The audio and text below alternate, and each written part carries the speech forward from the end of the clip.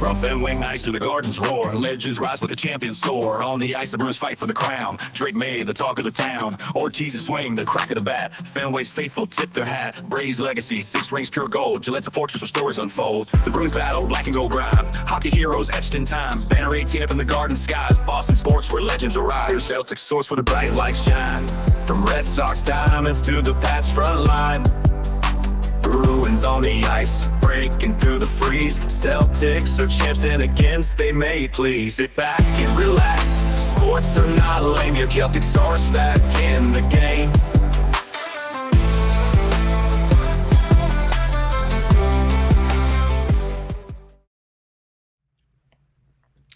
Suffocating defense, 6 blocks for Luke, Travis Scott in the building, and man was it cold last night in TD Garden because the Celtics just turned off the heat. Hello and welcome in to your Celtic source, home of your 17-3 second place Boston Celtics. Before we get started, please like and subscribe as well as share this video with others and follow me on social media so you don't miss out on any sports content from all your favorite teams in the City of Champions. The reason that the Heat lost was not because they were missing Jimmy Butler, right? Jrue Holiday was out for the Celtics along with Kristaps Porzingis, Al Horford, and Sam Hauser. So they should not be comparing the injuries. The reason that the Heat lost was because they don't have Payton Prichard. And that's where I'm going to start my show today. Payton Prichard. We've already penciled it in that he will score 15 points a night, 5 rebounds, 3 assists. That's penciled in.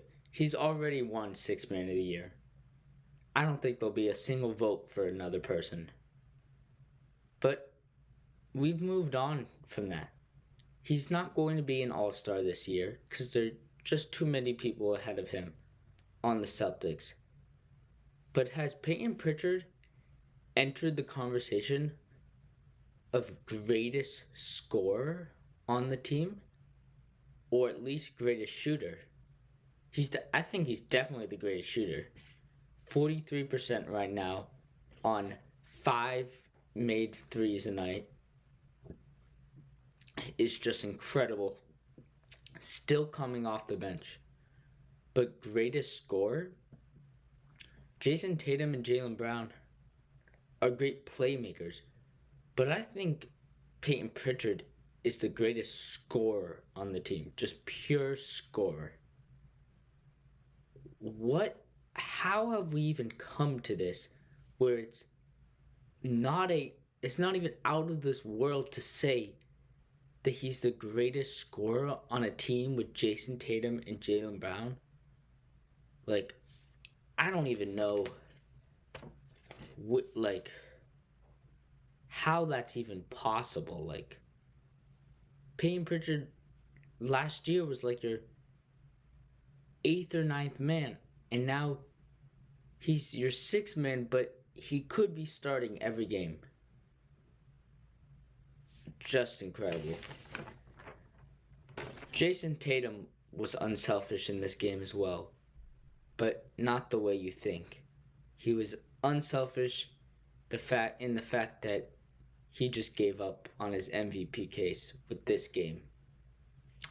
An awful game from Jayson Tatum tonight. Yes, he had 18 points, but it was on 7 of 21 shooting and 3 of 12 from behind the arc. Just awful. And he had 6 turnovers to only 4 assists. Like, Tatum's head was not screwed on right for this game. And he's played every game this season, and he always plays every game because he refuses to take a night off. But he needs to. Jayson Tatum needs to take a break, and this was one of them. right? Derek White and Jaylen Brown were back in the game. I thought Derek White would miss the week with that ankle, but guess I was wrong. Tatum, like, I don't know if having a only 35% Tatum is good when he's going to be that inefficient. And the Celtics win despite him because he was just giving the ball away at ease. Just settling for contested jumpers, not getting to the rack. I mean, could he sit out against the Pistons? Yeah, he probably should, but he's not going to sit out if he's not injured, and the Celtics staff is unwilling to force him to sit out.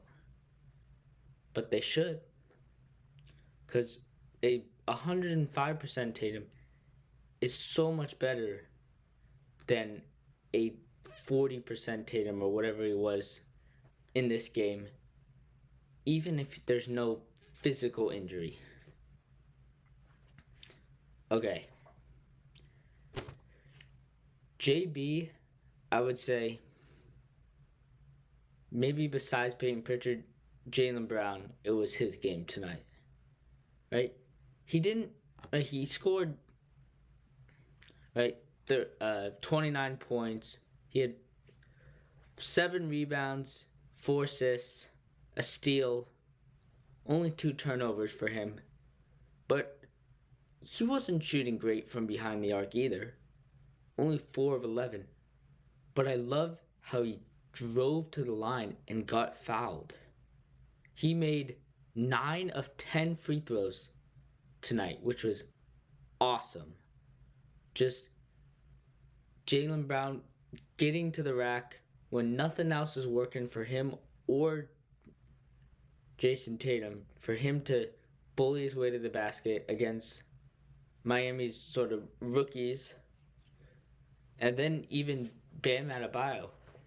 Eric Spoelstra kept putting Bam Adebayo on Jaylen Brown, and he wouldn't change it, even though Jaylen Brown kept just bullying his way to the basket and putting it in or getting fouled.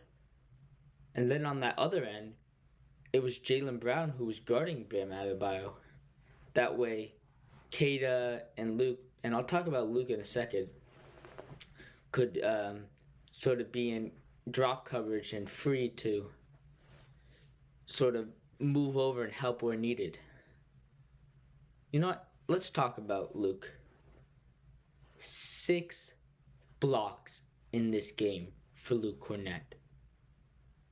After sitting out multiple games in a row, to come in and start and get 6 blocks, I mean, incredible. Like, it was not even like, it's not even the 6 blocks, it was the contest at the rim. The Cornett contest was back tonight. I think he forced Miami to miss like three shots, something like that, all on the Cornett contest. So good work from him, moving his feet. Keita had a good game as well, but he didn't do as much on the stat sheet. I think he only scored 4 points. Keita had a good one where Derek White missed the 3, and Keita just knocked down the guy who was defending him and just dunked the putback. And I couldn't see. Maybe it was an offensive foul, but that rookie went down so easily. So, good work from Keita on the boards. 7 rebounds, 15 minutes for him. 2 of 3 on field goals, 4 points, as I said. And then Drew Peterson got to play again in this one. Right? And it was not as crazy as he had the night before, but he had the same minutes, 25 minutes, 7 points. I think he made 2 threes. He got 7 rebounds. Drew Peterson was all over the glass today, just giving the Celtics all kinds of second chance opportunities.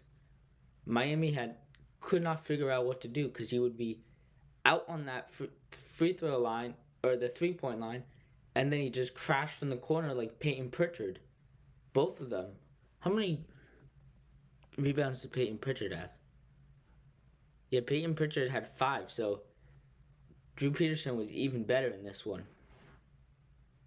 Drew Peterson's he's pretty tall. He's like 6'9" or something like that.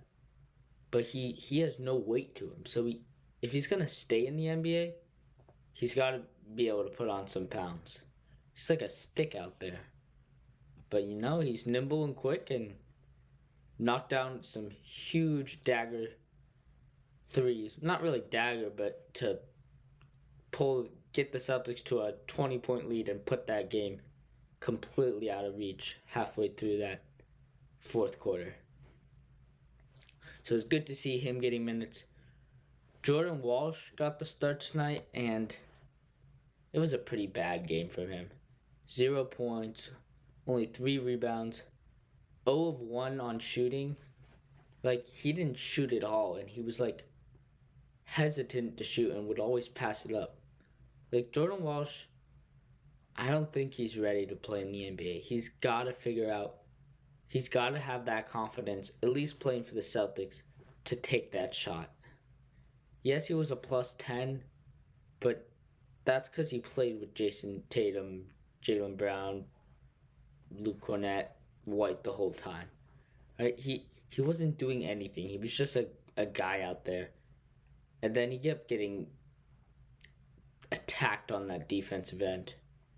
So Walsh should go back to the G League and work on his game a little bit more, or have that confidence to take the shot. And then Baylor Shireman, I guess the Celtics heard my message. They went with Joe Mazzulla, put in Baylor Shireman for minutes, and I would say he had an even worse night than Jordan Walsh. He was just his shot. He looks comfortable. It's just his shot just would not fall. Right, 0 of 3 on.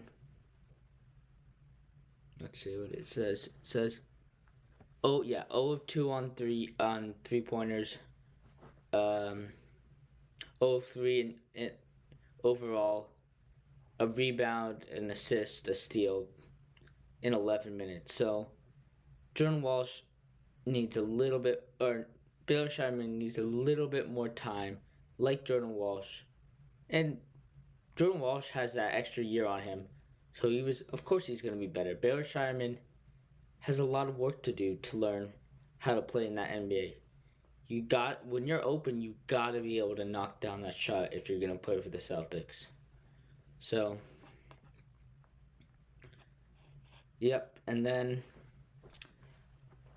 I'm going to wrap up this video, but before we do that, I'll sort of look ahead. Right, we have the NBA Cup tonight going on, so if Orlando wins and the Bucks and Pistons, who play each other, win by 6 or more, then the Celtics would be in the NBA Cup next week. But as for this week, right, we got the Pistons coming to town, then we got Bucks Friday night, national televised game. Bucks are playing well right now. And then John Morant, Marcus Smart return to town on Saturday. So four games here in 5 nights. Big home stretch for the Celtics here. And it would be nice if Jayson Tatum would take that Pistons game off on Wednesday, right? The Pistons will be on that back-to-back after playing the Bucks in that NBA Cup Tuesday. So if Tatum takes that game off, then he can play both Friday, Saturday. I'll do a full video recapping what happens tonight with the NBA Cup. So stay tuned for that. And yeah, until next time. Celtics source where the bright lights shine. From Red Sox diamonds to the Pats front line. Bruins on the ice, breaking through the freeze. Celtics are champs and against they may please. Sit back and relax. Sports are not lame. Your Celtics are back in the game.